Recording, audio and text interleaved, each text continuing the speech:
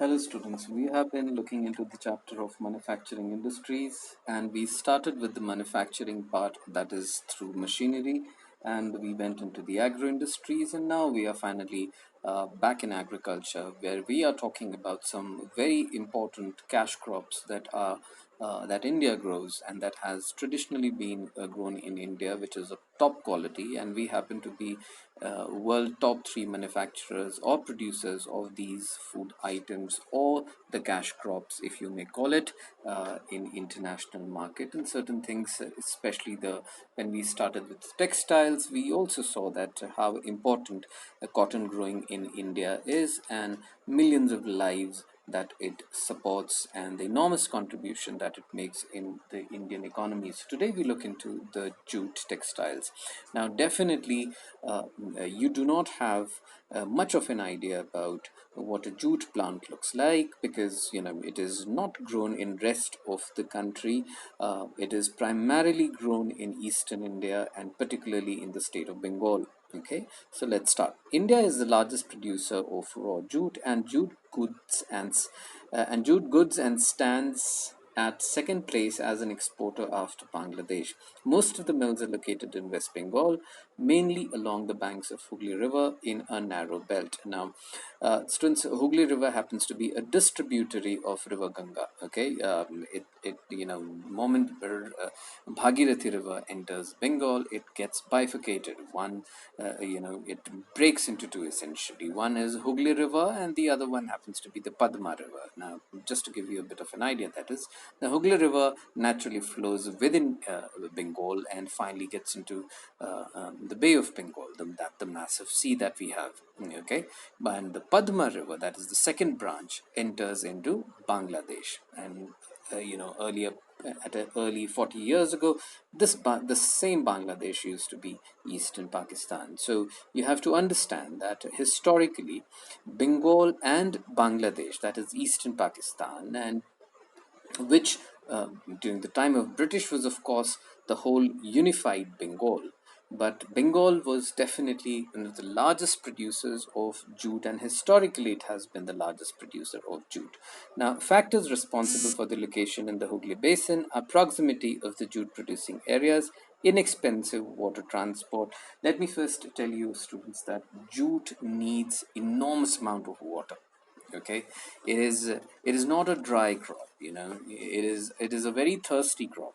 Okay, it would need consume huge amount of water.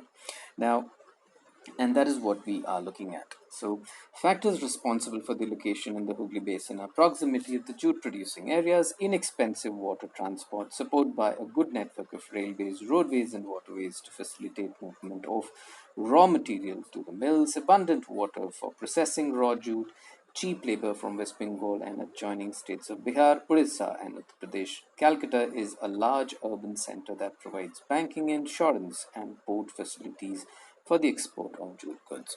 So you have to understand that most of the jute production happens around the banks of river Hooghly in India and river Padma in Bangladesh. But Bangladesh, of course, has other rivers as well, around which it grows a massive amount of jute. Okay, and jute happens to be, and Bangladesh happens to be the world number one producer of jute, as we just saw. Uh, Now, in 2010, jute industry was supporting 3.7 lakh workers directly and another 40 lakh small and marginal farmers who were engaged in cultivation of jute and mesta. Many more people were associated indirectly. Challenges faced by the industry include stiff competition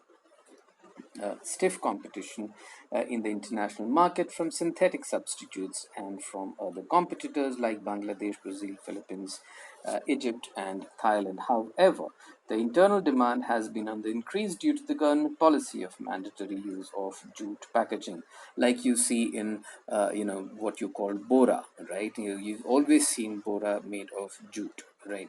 Because it is as per the government requirement, and it's not that the government is pushing this requirement down the throat of the traders, because even the traders have seen that jute remains the best option when you have to carry huge loads, and they have found that jute fiber happens to be extremely strong, and it lasts very, very long.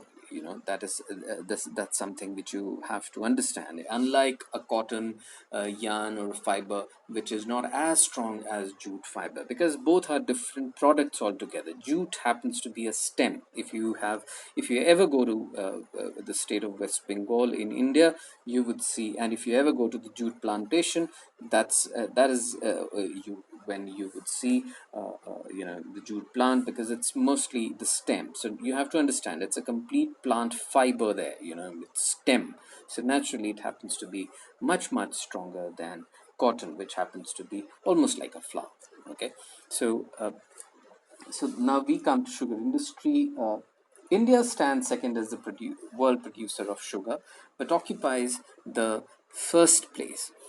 Occupies the first place in the production of gur and khansari, the raw material.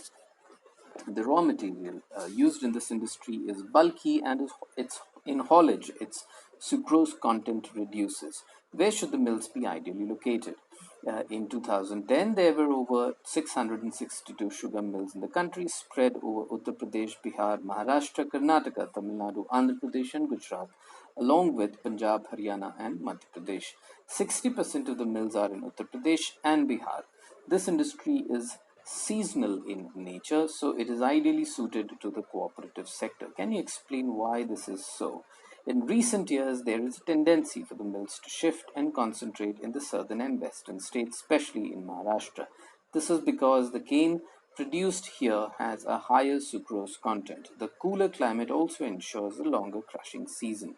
Moreover, the cooperatives are more successful in these states. Major challenges include the seasonal nature of the industry, old and inefficient methods of production, transport delay in reaching cane to factories, and the need to maximize the use of bagasse.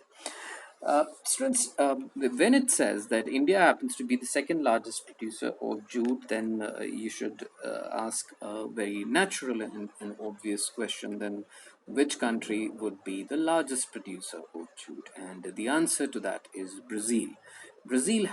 I'm sorry, sugar.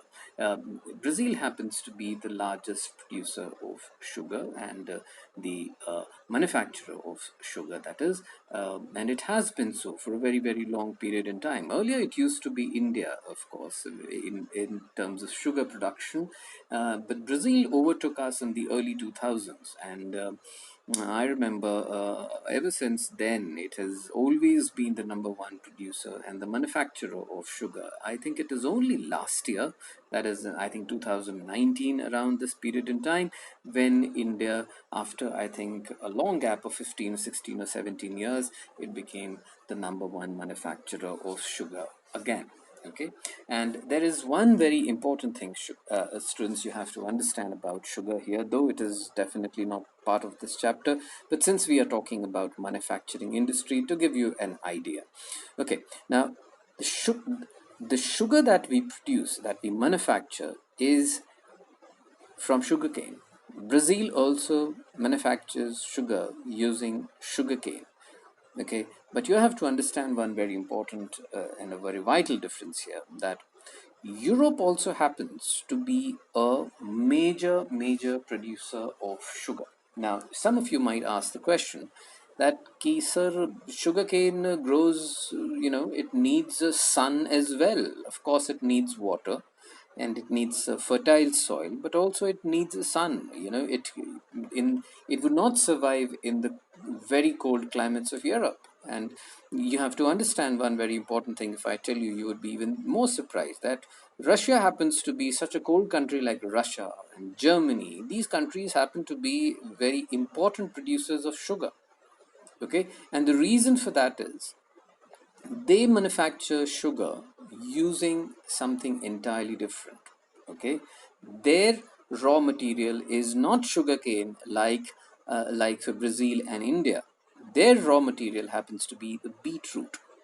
and the beet sugar, that is, I'm sorry, it's beet sugar, right? Now beet sugar happens to be the beet that we know, जो कि हम घर पे भी कभी देखते हैं. It is, reddish in complexion, and that's how it is, but the beet sugar happens to be whitish. Okay, it is cream in color. It has a brown coating, just like the brown coating is almost like the similar coating, the peel that you see in potato.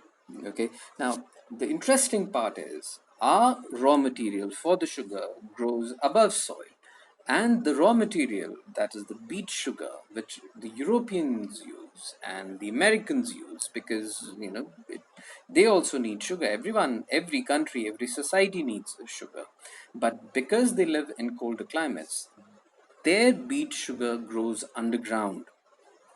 Unlike our sugar cane, which grows definitely above the soil, their beet sugar grows underground. Just तरह से आप गाजर या मूली या potato, those kind of things which grow underground, it's similar with beet sugar.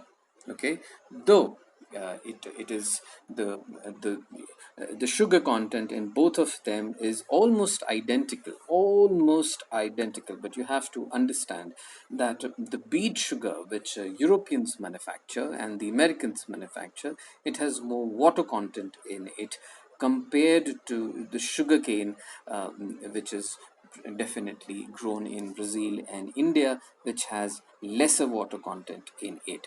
And that is the reason why the sugar which is produced and manufactured in our countries, it is considered to be far more sweeter, you know, uh, compared to the beet sugar that they have and which they grow in those countries. And one very important thing, if you see the sugar that is made of beet sugar, you would see it's slightly more powdery compared to our sugar, because our sugar would happen to be far more granular than the beet sugar. So that is the major difference, which I wanted you to understand, because because I mentioned about the global manufacturing. Then naturally, if you see Russia being a producer of sugar, and Germany and France, then this question is obvious. Then that when we talk about the fact that the sugarcane needs abundant sunshine, then how come these countries are producing sugar in such large quantities? And the answer to that is that their raw material is different and our raw material is entirely different. Thank you.